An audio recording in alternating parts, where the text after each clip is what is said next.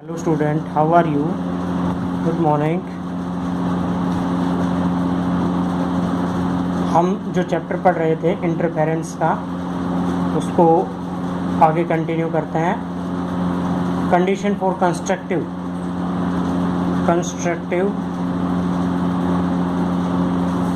And destructive interference. Destructive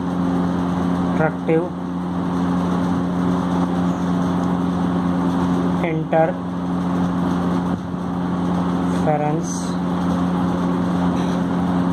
तो क्या condition होनी चाहिए? जैसे अपने पास मान लीजिए ये दो कोरेंट सोर्स है, एक S1 सोर्स है, एक S2 सोर्स है। यहाँ पे आप स्क्रीन पे इंटरफेरेंस पैटर्न फाइंड आउट करते हैं। ये डार्क फ्रिंक्स, फिर ब्राइट फ्रिंक्स, फिर डार्क फ्रिंक्स, फिर ब्राइट, फिर डार्क। तो इस तरह का एक पैटर्न आपको स्क्रीन पे प्राप्त होगा। इसको इंटरफेरेंस पैटर्न कहा जाता है। तो इसके लिए क्या क्या कंडीशन है? तो इन कंडीशंस के अंदर आते हैं। तो सबसे पहले हम पढ़ते हैं condition for constructive interference. Phase difference की कंडीशन होनी चाहिए। फेज डिफरेंस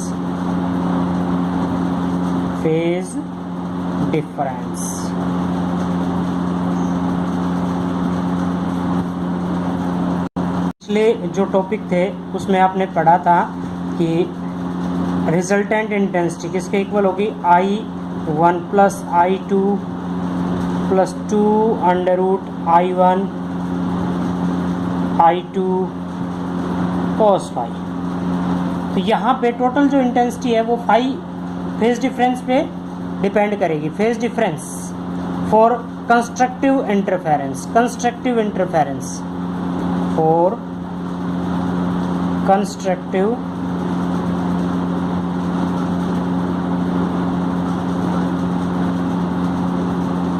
इंटरफेरेंस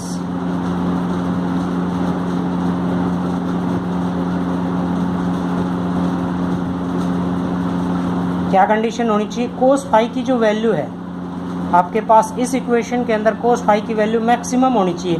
मैक्सिमम क्या हो सकती है? +1 कोस फाई की वैल्यू +1 किस कंडीशन पे होगी?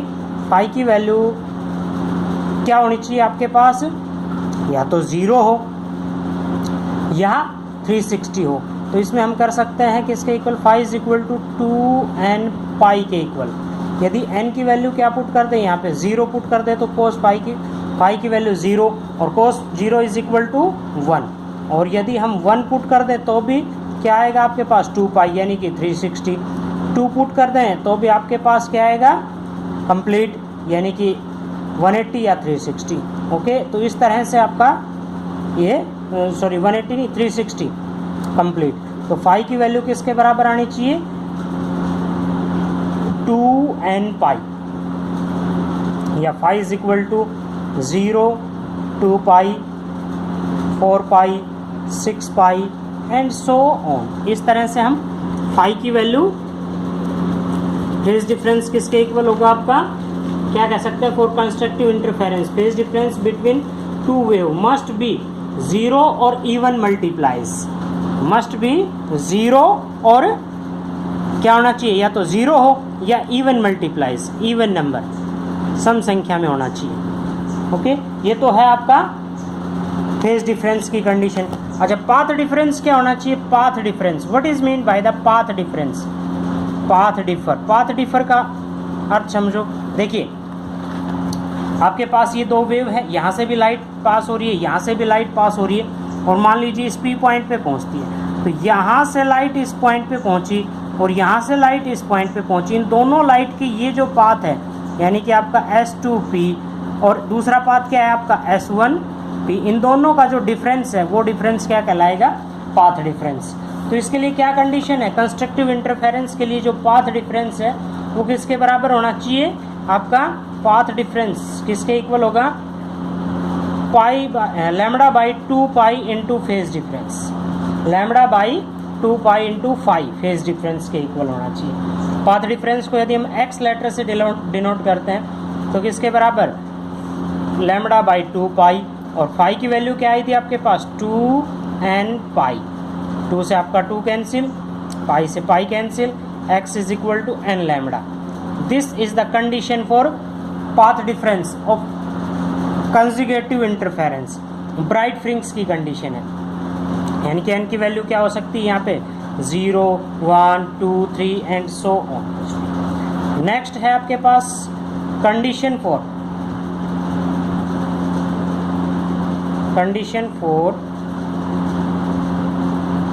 डिस्ट्रक्टिव इंटरफेरेंस,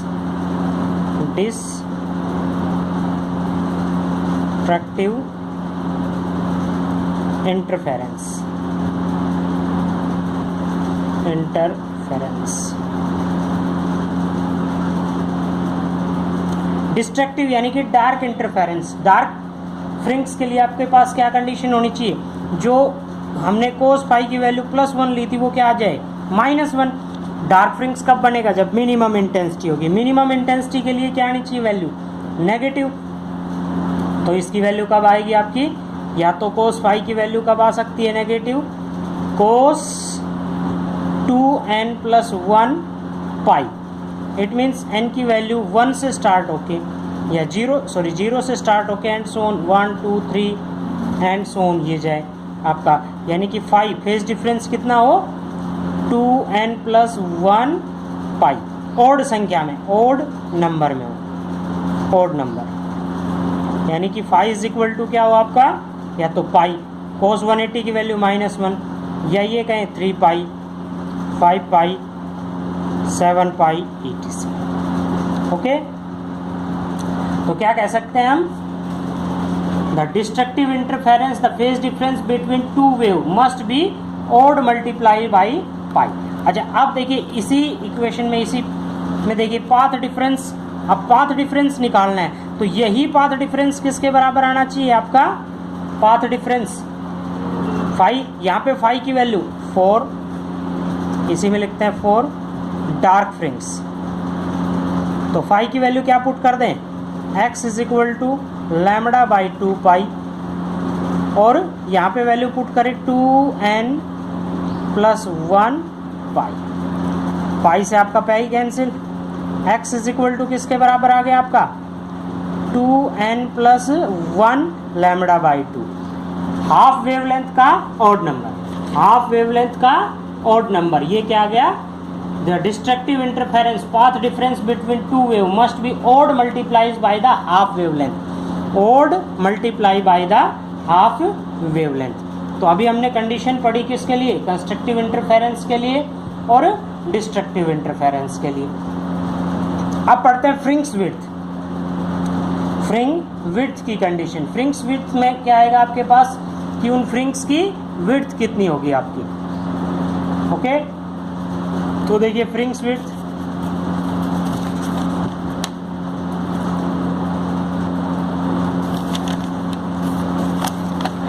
नेक्स्ट टॉपिक है आपका fringes width, expression for fringes width, expression for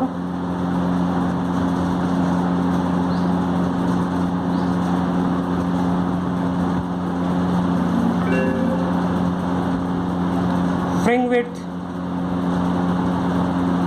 क्या अर्थ होता है, देखिए आपके पास जो पैटर्न प्राप्त होगा, ये आपके पास दो कोरेंट सोर्स हैं, एक S1 सोर्स है, एक S2 सोर्स है, ये आपके पास इन दोनों के बीच में मान लीजिए D डिस्टेंस है, ये स्क्रीन रखी हुई है, कैपिटल D डिस्टेंस पे ले लिया, ये इसका सेंटर पॉइंट ले लिया हमने O, यहाँ पे कोई भी पॉइंट है, यहाँ से वेव यहाँ पहुँचती है और यहाँ से वेव यहाँ पहुँचती है, ठीक है।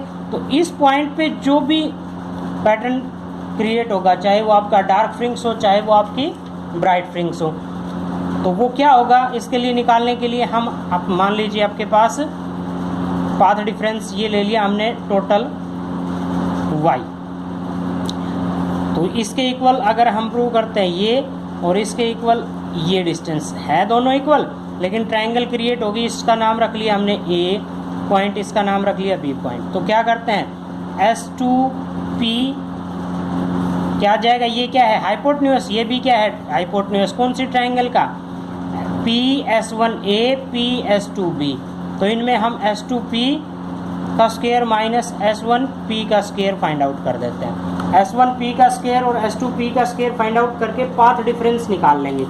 पाथ डिफरेंस आप इजीली फाइंड आउट कर सकते हैं यहाँ से। पाथ डिफरेंस जो है वो किसके इक्वल हो जाएगा आपका S2P माइनस S1P। ये दोनों वैल्यूज़ यहाँ पे रखेंगे। यहाँ पे रखने के बाद आपकी जो वैल्यू आएगी इसमें ये आपका जैसे ये क्या हो गया टोटल, यहाँ से सेंटर से ये डिस्टेंस कितनी है आपकी y में से ये माइनस कर दें तो y माइनस, अच्छा ये डिस्टेंस कितनी है कंप्लीट d है तो ये कितनी बच गई d/2, y माइनस d/2 का स्क्वायर, ठीक है, प्लस ये डिस्टेंस कितनी है d का स्क्वायर। अब S1P करते हैं, S1P सॉरी रेसिप्रोकल हो गया, ये डिस्टेंस निकालनी है तो ये प्लस आएगा यहाँ पे। नेक्स्ट में माइनस y माइनस d/2 का स्क्वायर प्लस, और ये माइनस करेंगे तो माइनस प्लस माइनस d का स्क्वायर, ये आपका कैंसिल, इसका स्क्वायर ओपन करेंगे और इसका स्क्वायर ओपन करने के बाद आपके पास जो पाथ डिफरेंस आएगा वो पाथ डिफरेंस किसके इक्वल होगा आपका, आप इसको इजीली सॉल्व कर सकते हैं। पाथ डिफरेंस आपके पास आएगा x is equal to y d/d, easily याद भी कर सकते हो इसको। जब हम सोल्व करेंगे तो इसको हमने क्या कंसीडर कर लिया S2P minus S1P into S2P plus S1P, okay. तो ये जो डिफरेंस है ये हमने फाइंड आउट करना है, इसको हमने x के बराबर कंसीडर कर लिया। तो नेक्स्ट सिचुएशन में आप फाइंड आउट करोगे, इजीली कैलकुलेट कर सकते हैं, क्या आ गया आपके पास x is equal to y d/d। अब ये पाथ डिफरेंस हम किसके इक्वल रखते हैं, जो पीछे हमने पाथ डिफरेंस फाइंड आउट किया था उसके इक्वल। पीछे जो आपने पाथ डिफरेंस फाइंड आउट किया था for constructive interference, constructive interference के लिए क्या कंडीशन आई थी, फॉर कंस्ट्रक्टिव इंटरफेरेंस क्या कंडीशन आई थी, x is equal to n lambda. तो इसके लिए हम फाइंड आउट कर देते हैं y d/d is equal to n lambda, reciprocal होके y is equal to n lambda d/d। ये वैल्यू आ गई आपकी किसके लिए, किसकी पोजीशन, कंस्ट्रक्टिव इंटरफेरेंस के लिए। ये तो फर्स्ट के लिए थी। n की वैल्यू कहाँ से स्टार्ट होती है, 0 1 2 3 एंड सो ऑन। तो यहाँ पे देखिए अगर n की वैल्यू हम 0 पुट कर दें तो कौन सी कंडीशन पे आ जाएगी, ये वाली, यानी कि इस पॉइंट पे क्या बनेगी, ब्राइट फ्रिंक्स। उसके बाद पोजीशन y1 फाइंड आउट कर सकते हैं तो क्या आएगा लैम्डा d/d। सिमिलरली हम किसके लिए कंडीशन निकाल देंगे, for destructive interference. Destructive interference के लिए यही path difference y d/d is equal to λ/2 into 2n + 1, okay. तो यहाँ से y की वैल्यू फाइंड आउट करते हैं, λ/2 इंटू 2n + 1, और ये ऊपर चला गया d/d। इसको अगर हम y डैश मान लें, किसकी पोजीशन है ये, डिस्ट्रक्टिव इंटरफेरेंस की। तो n की वैल्यू कहाँ से स्टार्ट होगी, इसमें भी आपके पास n is equal to 0 1 2 3 and so on, n is equal to 0 1 2 3 and so on. इस तरह से हम फाइंड आउट कर सकते हैं। अच्छा, विड्थ निकालनी है, विड्थ ऑफ डार्क फ्रिंक्स या ब्राइट फ्रिंक्स,